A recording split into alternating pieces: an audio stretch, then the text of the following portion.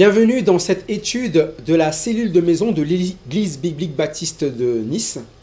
Donc c'est une étude que nous donnons pour notre réunion habituelle du vendredi soir à 19 h. Donc si un jour il vous était possible pour vous de passer à Nice, 19 h, n'hésitez pas à nous contacter. Nous sommes ravis de vous recevoir, ça se passe dans les maisons. Et ce que nous voulons voir maintenant, cette année déjà, c'est de comprendre l'évangile selon Jean. Et le comprendre, ça veut dire, regarder celui qui nous est présenté dans cet évangile, Jésus-Christ.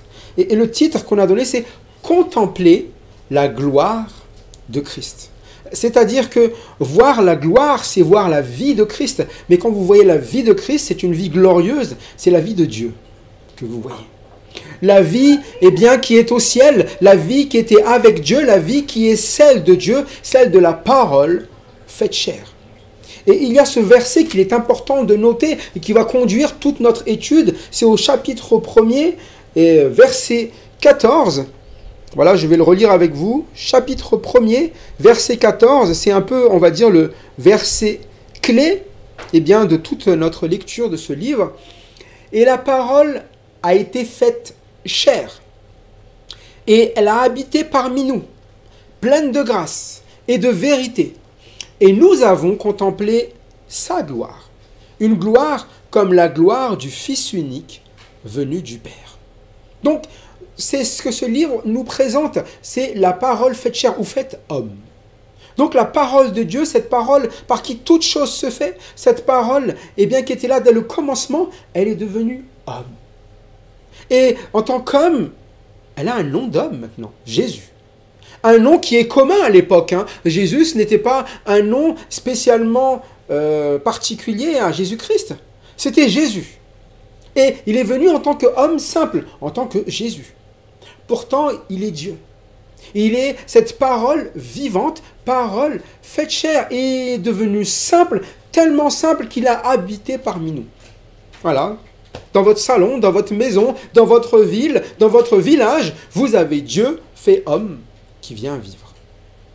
Alors normalement, dans la réception, on aurait dit « Waouh, Dieu est venu parmi nous et on va lui donner la place qui est... » Mais il n'est pas venu pour être élevé sur cette terre. Il est venu pour nous montrer la vie de Dieu, à nous les hommes. Et nous expliquer que la vie de Dieu est offerte aux hommes. La vie éternelle est offerte aux hommes. Et voilà ce qu'elle est. Au milieu de vous, elle est pleine de grâce et de vérité. Voilà ce que c'est que la vie selon Dieu, par la grâce de Dieu et par la vérité. Pleine de la parole de Dieu, la parole faite chair. Pleine de grâce, tout ce que vous ne pouvez avoir, mais que Dieu veut vous donner une vie nouvelle, une vie différente, une vie qui n'est rien de semblable à ce qui existe ici-bas. Ici-bas, ce sont les ténèbres. Ici-bas, il n'y a pas de lumière, mais la lumière est venue dans les ténèbres. Voilà ce que c'est que Dieu quand il arrive quelque part. Et Jésus-Christ, arrivant dans notre vie, c'est la lumière au milieu des ténèbres. Remarquable. La gloire. Mais pourtant, certains voudraient ne pas le voir. Et ceux qui ne veulent pas le voir, c'est qu'ils n'ont pas bien observé sa vie. C'est pour ça qu'il dit, nous avons quoi? Pas juste entendu parler, on nous a dit que non, c'est que nous avons contemplé sa gloire. Donc, ils l'ont vu vraiment. Plus ils prenaient de temps avec le Seigneur Jésus-Christ, plus ils voyaient quoi? Il est glorieux. En temps normal, plus vous prenez de temps avec une personne, plus vous voyez ses défauts. Mais avec Jésus-Christ, plus vous voyez sa personne, plus vous voyez qu'il est plein de quoi? De grâce et de vérité. Quand vous connaissez quelqu'un, vous avez toujours l'habitude de dire, au début peut-être vous avez un beau regard sur lui, il est génial et tout ce qu'il fait, plus petit à petit vous voyez les défauts. Ok. Et puis parfois vous pouvez même être très déçu de la manière d'agir parce que vous attendiez tellement de la personne. Mais Jésus-Christ, il est tel qu'on l'attendait. Glorieux. Tel qu'il devait être. Il est la parole faite chair. Il est conforme totalement à la vérité. Conforme totalement à la vie de Dieu. Une gloire comme la gloire du Fils unique venu du Père. C'est unique. Il n'y a pas d'autre comme lui. C'est le Fils unique. Et personne n'aura jamais, eh bien, la gloire du Seigneur Jésus. Il est irremplaçable. Même l'homme que l'on peut comparer au plus saint, eh bien, des hommes, ce n'est rien à côté. Et Jean, eh bien, l'apôtre, il est en train de parler de Jean-Baptiste qui était là avant, eh bien, Jésus-Christ fait chair, qui a, en tout cas a annoncé sa venue. Et il a dit, Jean, que vous voyez tellement bien, il est juste le témoin de cette lumière. Il n'est pas la lumière. Et pourtant, Jean avait des disciples, il avait beaucoup de disciples qui le suivaient. Donc il y a des personnes qui estimaient que Jean, c'était une personne à suivre. Une personne eh bien, qui marchait sûrement eh bien, dans la sainteté. Une personne qui était droite, une personne qui servait Dieu. Oui, mais à côté du Seigneur, il n'est rien. C'est pour ça que la dernière fois, lorsque nous avons lu chapitre 3, verset 30, Jean, il n'a pas dit, il faut que on me connaisse mieux, il faut qu'on me voie plus, il faut que les gens eh bien, puissent voir que Jean-Baptiste, c'est celui qu'il faut suivre. Non, il a dit quoi tout simplement à ses disciples? Il faut qu'ils croissent, Jésus-Christ, et moi que je diminue. Comment ça? Mais Jean-Baptiste est quelqu'un de bien quand même. Ça serait bien qu'il y ait tellement de gens comme Jean-Baptiste sur cette terre. Oui, mais même Jean-Baptiste, il dit non. Celui qui va changer votre vie, celui à qui vous devez ressembler, celui qui va, eh bien, être votre salut, c'est lui. C'est le mien. Il faut qu'il croisse dans ma vie et que je diminue. Peut-être que vous estimez que moi, je suis quelqu'un qu'on peut suivre, chers disciples. Mais celui qu'il faut suivre, c'est lui. C'est lui qui ôte les péchés du monde. C'est lui, eh bien, qui est le sauveur. C'est lui qui est parfait. C'est la parole faite homme. Nous tous, nous ne sommes que quoi? Du monde. Et nous sommes, eh bien, des ténèbres. Nous avons besoin de sa lumière. Nous sommes des témoins de sa lumière. Et c'est ce qu'il va nous expliquer. Dans le texte qui va suivre, on va témoigner, eh bien, de ce qu'on a contemplé. On va témoigner de sa gloire. Et qu'est-ce qu'ils ont vu de Jésus-Christ? Lisons ensemble, eh bien, du verset 31, donc la suite, jusqu'au verset 36, donc qui termine ce chapitre. Verset 31 au verset 36. Celui qui vient d'en haut est au-dessus de tous. Celui qui est de la terre est de la terre. Il parle comme étant de la terre. Celui qui vient du ciel est au-dessus de tous. Il rend témoignage de ce qu'il a vu et entendu, et personne ne reçoit son témoignage. Celui qui a reçu son témoignage a certifié que Dieu est vrai. Car celui que Dieu a envoyé dit les paroles de Dieu, parce que Dieu ne lui donne pas l'Esprit avec mesure. Le Père aime le Fils, et il a remis toutes choses entre ses mains. Celui qui croit au Fils a la vie éternelle. Celui qui ne croit pas au Fils ne verra pas la vie, mais la colère de Dieu demeure sur lui. Notez bien ce verset 31 qui nous explique la différence entre Jean et Jean-Baptiste, ou Jean même, l'apôtre, et Jésus. Il donne une différence très basique. Celui qui vient d'en haut est au-dessus de tous. Donc, quand il parle de Jésus, il a ce témoignage. C'est pas le même niveau que moi. Il est au-dessus de tous.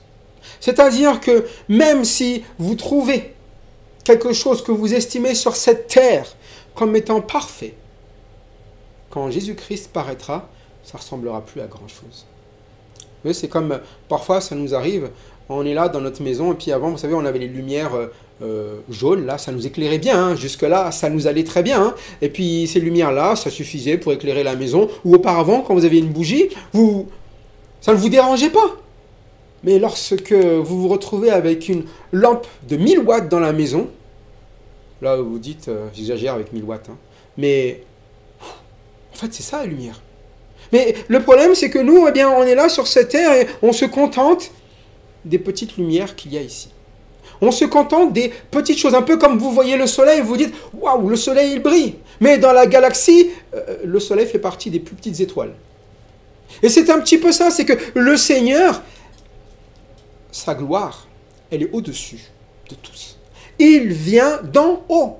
Et au-dessus de tout, c'est-à-dire qu'il y a dans le ciel des choses que vous ne pouvez même pas vous imaginer. Il y a dans le ciel une perfection que vous ne connaissez même pas. Il y a dans le ciel une vie qu'il vous est impossible de concevoir. Et aujourd'hui, nous souhaitons parfois avoir des choses qui sont sur cette terre et on se dit, c'est le mieux que je peux avoir. Et on court après ce qu'il y a sur cette terre. Les disciples, ils ont vu Jean-Baptiste, il a dit, ah, c'est le maître qu'il fallait. C'est le maître qu'il nous fallait. Ce Jean-Baptiste, qu'est-ce qu'il annonce bien la parole. Ce Jean-Baptiste, qu'est-ce qu'il enseigne bien. Ce Jean-Baptiste, qu'est-ce qu'il nous montre? Eh bien, cette voie que l'on doit prendre, qui est la repentance. Et c'est vrai. Mais Jean-Baptiste, il dira quoi? Il faut qu'il croisse et moi que je diminue. Hein? Oui, parce que il y en a un qui est au-dessus de moi. Et d'ailleurs, il est au-dessus de tous. Il n'est pas comme moi. Il vient d'en haut. C'est-à-dire qu'il va ramener quelque chose d'un lieu où je ne suis jamais allé. Du ciel. Qui est allé au ciel déjà parmi vous et a quelque chose à nous expliquer de ce qu'il y a là-bas, à nous amener de ce qu'il y a là-bas? Personne. Là, on parle de celui qui vient d'en haut. On parle de la parole qui était avec Dieu, qui était Dieu et qui maintenant s'est faite chair et descend parmi nous. Donc, si vous voulez vivre ce que nul ne peut vivre sur cette terre et qui existe dans le ciel, il faut écouter celui qui vient du ciel. Et celui qui vient d'en haut, il est au-dessus de tout. S'il va faire une démonstration sur cette terre, eh bien de la vie d'en haut. Une démonstration. Et il est différent de celui qui est de la terre. Hein? Celui qui est de la terre est de la terre. Hein? Ça fait un petit peu, oui, on a compris, celui qui est de la terre est de la terre. Oui, c'est-à-dire qu'il ne peut pas faire plus. Il ne peut pas donner plus. Il ne peut pas, eh bien, aller plus loin que ce que les autres font sur terre. Et quand on regarde, eh bien, ce que nous sommes capables de faire sur terre, il suffit de voir le temps avancer. Hein? Les gens disent, ah oui, mais l'humanité fait des progrès. L'humanité reste l'humanité. Et l'humanité, vous voyez quoi? Elle se détruit les uns les autres. Elle détruit même le lieu, eh bien, d'où est-ce qu'il vient. Mais dans le ciel, il n'y a rien qui se détruit. Ce sont des choses éternelles. Dieu est éternel. Et ce que fait Dieu est toujours parfait. Et au ciel, tout est parfait. Ce qui n'est pas le cas sur cette terre. Au ciel, eh bien, dans la vie avec Dieu, il y a la paix, il y a l'amour, il y a la joie, il y a une abondance, eh bien, de ce que est bon et ce que l'on récolte comme des miettes ici sur cette terre. Vous prenez votre plus belle joie sur cette terre, vous prenez vos meilleurs moments sur cette terre, ce qu'il y a au ciel est au-dessus. Alors imaginez-vous, non seulement c'est au-dessus, mais comme toute chose au ciel, c'est parfait, c'est durable, c'est éternel. Alors que sur terre, qu'est-ce qui est éternel sur cette terre? Il y a un cycle. Sur cette terre, c'est quoi déjà? Tout change, rien ne demeure. Hein? C'est un philosophe de ça, c'est tout change, rien ne demeure. Hein? Jamais les choses qui restent stables. Les royaumes se font, se défont, les familles se font, se défont, les hommes naissent, meurent, les plantes naissent, meurent, les eaux se polluent, se dégradent, tout change tout le temps. Et c'est pour ça que si on compte sur les choses de la terre, il n'y a rien de stable. C'est pour ça que quand Jean-Baptiste parle, il dit, il faut qu'il croisse et que moi je diminue. Moi, je peux quoi? Être instable. Moi, je peux quoi? Je peux défaillir. Moi, je suis de la terre. Mais lui, il vient du ciel. Lui, il ne va jamais changer. Il est la parole la même qu'au début, qui était là au commencement. Vous le voyez aujourd'hui, c'est le même. Ce qu'il a dit auparavant, il le fait toujours aujourd'hui. C'est Jésus-Christ. Dieu fait homme. Voilà pourquoi celui qui vient d'en haut est au-dessus de tous. Au-dessus de tous signifie simplement que tous les hommes, même rassemblés, ne feront pas mieux. Bien au contraire.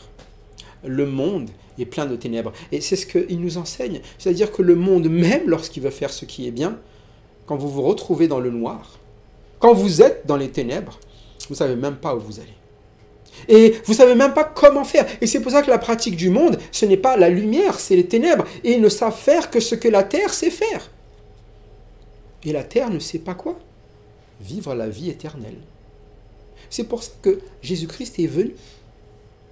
Et c'est pour ça que Jean-Baptiste, il ne va pas annoncer ce qu'il pense, il ne va pas annoncer des idées à lui, mais il est la voix.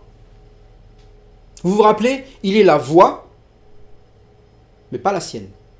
Il est la voix de celui qui crie dans le désert. Donc, il est juste la voix. Si il parle, il y a quelqu'un d'autre qui crie. Celui qui crie, c'est le Seigneur. Celui qui appelle à la repentance, c'est le Seigneur. La parole, c'est le Seigneur Jésus-Christ.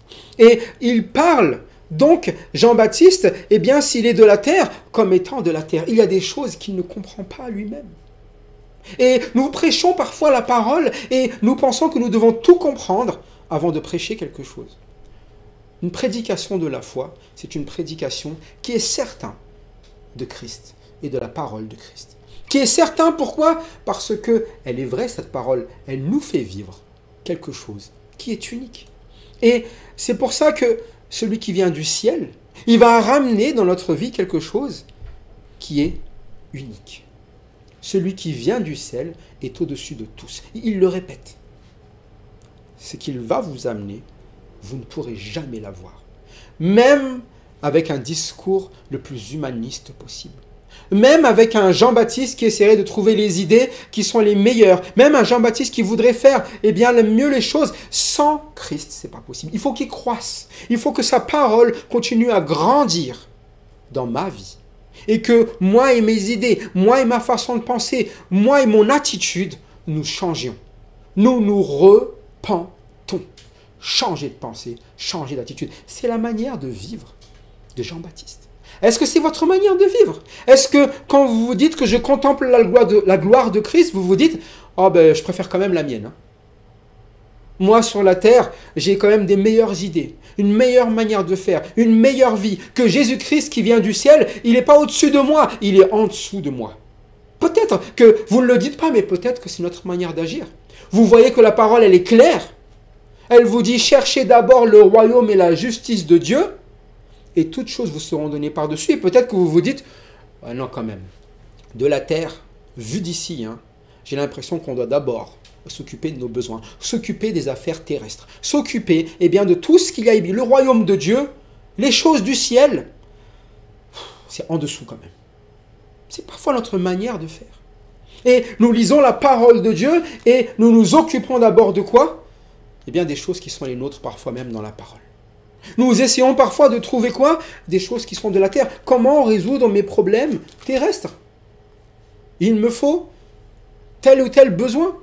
Il me faut des vêtements. Il me faut à manger. Il me faut...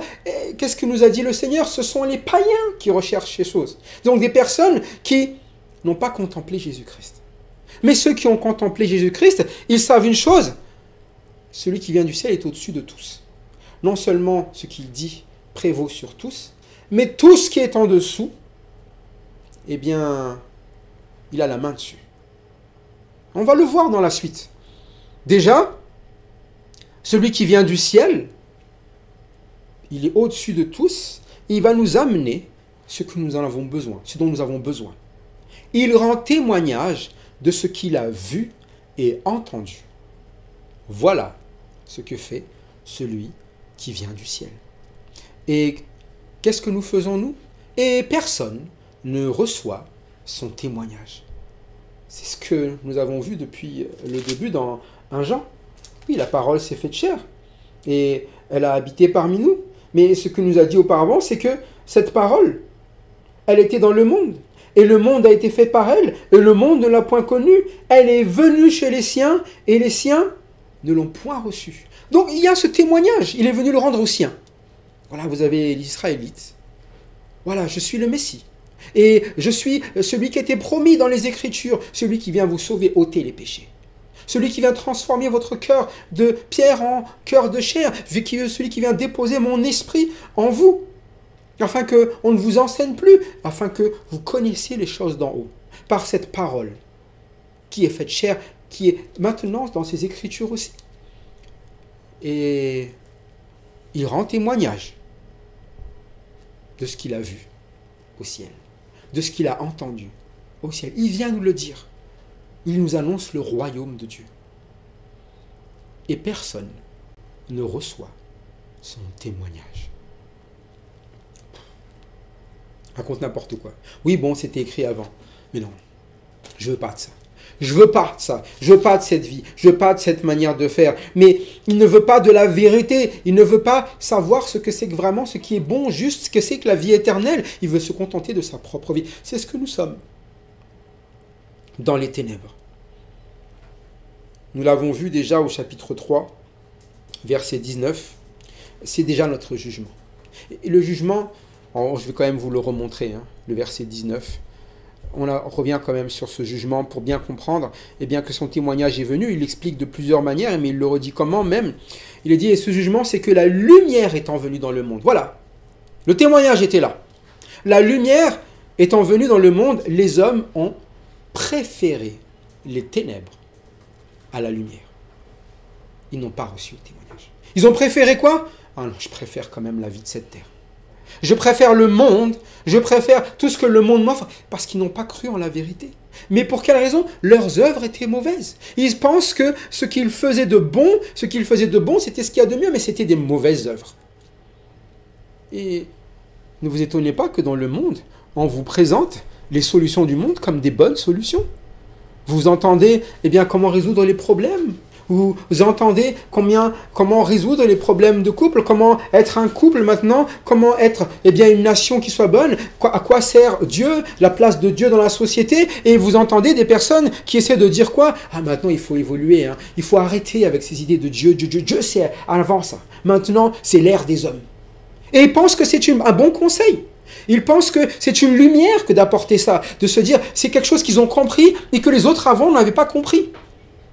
Mais c'est comme il le dit. Leurs œuvres étaient comment? Mauvaises. Pourquoi ils ont préféré les ténèbres?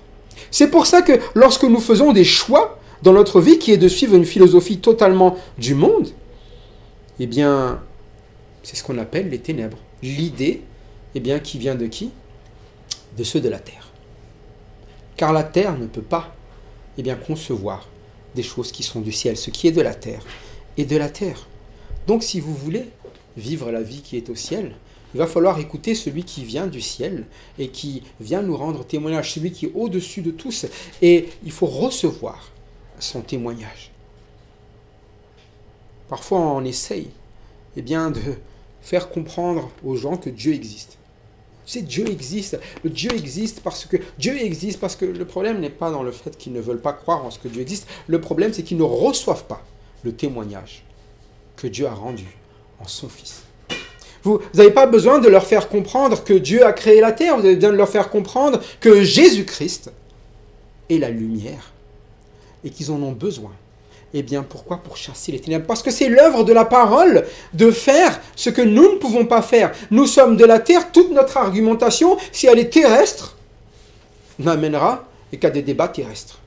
Mais ici, on ne va pas débattre. On va ramener quoi? Le témoignage de celui qui a vu le ciel. Et de dire aux hommes, choisis la vie.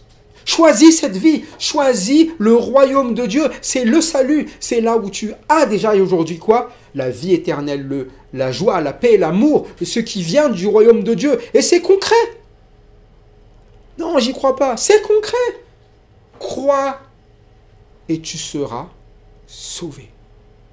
Crois d'abord. Et c'est pour ça que quand il parle ici, il dit, d'accord? J'ai entendu le témoignage de Jésus-Christ. Et qu'est-ce qui se passe alors? Ben, reçois-le. Celui qui a reçu son témoignage a certifié que Dieu est vrai. Il n'y a pas d'explication terrestre. Hein. Il n'y a pas eh bien, d'idée de démontrer que je ne sais quoi. C'est recevoir le témoignage de celui qui vient du ciel. Donc c'est la parole même qui va vous convaincre par Jésus-Christ. Personnellement, parfois les gens posent des questions et disent « Mais, Ando, tu envoies tes enfants à l'école et t'as pas peur que les idées de l'école Les enseignements de l'école qui annoncent pas Dieu, qui mettent Dieu dehors, qui annoncent le contraire de la parole de Dieu, impactent la vie de tes enfants? Ben non, ce qui est de la terre est terre. Et partout où vous allez, la terre donnera toujours son enseignement. Mais moi je crois en quoi? Que s'ils reçoivent le témoignage de Christ, ils certifieront que Dieu est vrai, que ce que Dieu dit est vrai, que ce que Dieu a fait est vrai. Moi c'est ma conviction, pas parce que je le pense et peut-être que, mais parce que c'est vrai. Personnellement, j'ai grandi avec des pensées qui m'ont toujours été enseignées, que tout est bien peut-être pris sur la terre, que tous les enseignements prévalent dans les écoles ou dans les, je sais pas, scientifiques, surtout. Mais aujourd'hui, je sais une chose, c'est que la vérité, elle est dans la parole de Dieu. Et pourtant, on m'a enseigné plein de choses auparavant. Mais pour quelle raison est-ce qu'aujourd'hui, j'ai changé d'avis? Pourquoi? Parce que l'argumentaire de Jésus-Christ est meilleur. Parce que l'argumentaire des pasteurs que j'ai rencontrés est meilleur. Parce que, non, ce n'est pas un argumentaire, c'est la parole. La parole, qu'est-ce qu'elle fait? Elle convainc, elle transforme. C'est cette eau qui vient. Vous êtes né d'eau et d'esprit. Il y a maintenant cette connaissance que vous avez de quoi? De la véracité de Dieu et de ce que Dieu dit. Est-ce que vous croyez vraiment que Dieu est Dieu, que celui qui vient d'en haut, tout ce qu'il dit est au-dessus de tout ce que la terre dit? Si vous croyez cela, déjà c'est le témoignage que vous rendrez auprès des autres, et si vos enfants croient cela, il n'y aura jamais de problème. Il ne peut pas y avoir de problème, puisque la parole est au-dessus de tous. Au-dessus de tout argumentaire terrestre, ce qui est de la terre est de la terre. Et il n'y a pas de peur, c'est pour ça que Jésus-Christ n'a pas prié que ses disciples soient ôtés du monde. Il les a envoyés dans le monde. Pour quelle raison? Parce qu'il a prié. Et il a dit quoi? Que les garde du mal. Prier qu'on les garde du mal. Ça veut dire quoi? Qu'il sait cette parole qui va les garder. Qui va leur permettre de vivre quoi? Le témoignage véritable. Qu'ils reçoivent le témoignage afin de certifier que Dieu est vrai. Que ce qu'il dit est vrai. Que ce qu'il fait est vrai. Parce que ça changera leur vie. Et quelque chose qui change votre vie, vous ne pouvez pas dire autre chose aux autres que c'est vrai. Ah, c'est vrai. Moi, si je vous dis c'est vrai que je suis sauvé, c'est pas parce que j'essaie de m'en convaincre et tous les jours j'essaie de me dire peut-être que... Non, je suis désolé, mais c'est une pure certitude dans ma vie. Et la parole me le certifie et je ne pourrai jamais dire autre chose que cela. Demain, je ne vais pas me mettre à dire « Ah, j'y crois plus » ou d'avoir un débat pour dire peut-être que je risque d'oublier ce qui... Non. Je l'ai reçu. Maintenant, je crois que je suis un enfant de Dieu. Il m'a donné ce pouvoir. Et pas selon ma volonté, pas selon la volonté des hommes, mais selon la volonté de Dieu. Est-ce que c'est comme ça que vous avez reçu le témoignage de Dieu? Il vous a dit quelque chose et vous dit « Ah, mais je ne peux pas croire autre chose aujourd'hui. Je ne peux pas croire autrement que ce qui a été convaincu par la parole de Dieu. » Car celui que Dieu a envoyé dit les paroles de Dieu. Parce que Dieu ne lui donne pas l'esprit avec mesure. Celui que Dieu a envoyé, c'est Jésus-Christ d'abord. Il est le Messie. Il est l'envoyé de Dieu. Et il dit quoi? Les paroles de Dieu. Ces paroles par lesquelles toutes choses ont été faites et rien ne se fait sans elles. Non seulement il est la parole, mais il dit ces paroles. C'est-à-dire qu'il a cet esprit qui est l'esprit de Dieu, avec cette vie qui est la vie de la parole de Dieu, et il parle selon la parole de Dieu. Tout ce qu'il fait, ça vient de Dieu. Et il a la capacité de Dieu. Il est Dieu. C'est ça l'explication ici. Et celui que Dieu a envoyé dit les paroles de Dieu, parce que Dieu ne lui donne pas l'esprit avec mesure. C'est pas comme nous. Vous voyez, dans l'Ancien Testament, vous voyez que les personnes ont l'esprit, et parfois on éteint l'esprit, c'est notre cas aussi. Vous avez des personnes qui agissent à un moment donné bien, et puis à un moment donné mal, même les plus proches, j'ai envie de dire, d'une vie parfaite. Et ce n'est pas parce que rien n'est mentionné que tout est parfait dans leur vie, que vous preniez Daniel ou Joseph, ils n'étaient pas parfaits. Et ils annonçaient les oracles de Dieu, mais ils n'avaient pas non plus eh bien, une vie parfaite comme Christ. Christ est unique. Si vous comparez Joseph à Jésus-Christ, vous dites, ah, il a une ressemblance. Une forte ressemblance. Mais il n'a pas la perfection de Jésus-Christ. Vous pourrez prendre Daniel, c'est pareil. Mais regardons les autres. Regardons le père de la foi, Abraham. Regardons Moïse. Regardons David. Regardez-les tous. C'est quand ils ont annoncé les paroles de Dieu que cela a changé. Eh bien, la vie des autres. C'est quand ils ont vécu la parole de Dieu que cela a changé leur vie. Et c'était avec mesure, c'était pas tout le temps. Mais Jésus, il n'y a pas une minute, une seconde, un centième, un moment où l'Esprit n'était pas pleinement agissant dans sa vie. Il est Dieu. Il n'y a pas de mesure. On n'est pas là en train de jauger sa vie spirituelle. Il est pleinement spirituel. Et il est plein de grâce et de vérité. Voilà la conclusion qu'on vivait avec lui. Il n'y a aucune faille. Et ce n'est pas faute pour les pharisiens d'avoir voulu le piéger. Et ses disciples qui l'ont suivi tout le temps, ils ont vu rien à dire à part de dire que nous avons contemplé sa gloire. Et nous, lorsque nous regardons à sa vie, eh bien, c'est ce que nous voulons voir aussi dans les détails, comme les disciples ont vu, en prenant cet évangile selon Jean. Et celui que Dieu a envoyé dit les paroles de Dieu. Donc ce qu'il va dire, c'est exactement, eh bien, recevoir le témoignage de Dieu. Dieu est vrai. Que Jésus-Christ me dit quelque chose, ça vient de Dieu. Et si je le mets en pratique, si j'écoute la parole de Dieu, si je le vis, je certifierai dans ma vie que Dieu est vrai. Si vous recevez sa parole, vous pouvez devenir enfant de Dieu. Vous certifierez que Dieu est vrai. Si vous obéissez à sa parole, point par point, eh bien dans toute votre vie, si vous obéissez à son commandement de vous aimer les uns les autres, vous certifierez que Dieu est vrai. Incroyable, il m'a rendu capable d'aimer mes ennemis. Alors que c'était impossible. De la terre, personne n'aime ses ennemis. On peut ponctuellement les aimer. Comme sur terre, on peut ponctuellement avoir un élan de générosité. C'est tellement rare que maintenant, dès que ça arrive, les gens le filment et l'envoient, postent partout sur les chaînes de YouTube et tout ce que vous voulez. C'est tellement rare d'avoir des personnes qui, de temps en temps, font du bien aux autres. Mais avec le Seigneur, c'est pas ça. Il est bon. Et si vous vouliez poster les événements où il fait du bien, eh bien, les Écritures de Jean, elles disent qu'il a fait tellement de choses que ça n'a rentré même pas dans ses livres. Impossible de suivre, eh bien, la bonté de notre Seigneur Jésus. Et toutes les paroles qu'il a prononcées, c'est au-delà de ce que l'on voit, mais ce qui était nécessaire pour nous, c'est déjà de recevoir les paroles de Dieu qu'il nous a données. De comprendre que Jésus-Christ a une gloire unique venue du Père. Il est le Fils, parce qu'il n'a pas l'Esprit avec mesure. Donc tout ce que vous entendrez de lui, tout ce que vous verrez de lui, eh bien, il nous dit quoi? Recevez son témoignage. Il rend témoignage de ce qu'il a vu et entendu.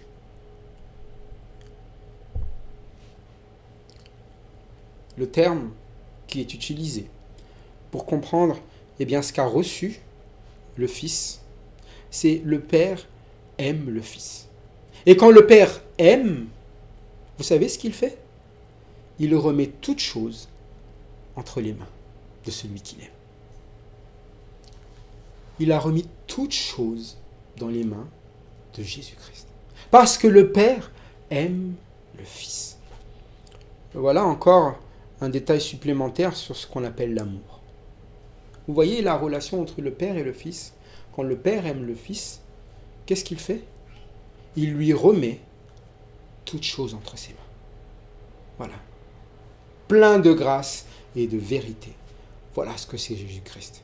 Tout ce que j'ai, c'est à lui. Et vous vous dites, mais Dieu m'a aimé. Qu'est-ce qu'il fait alors?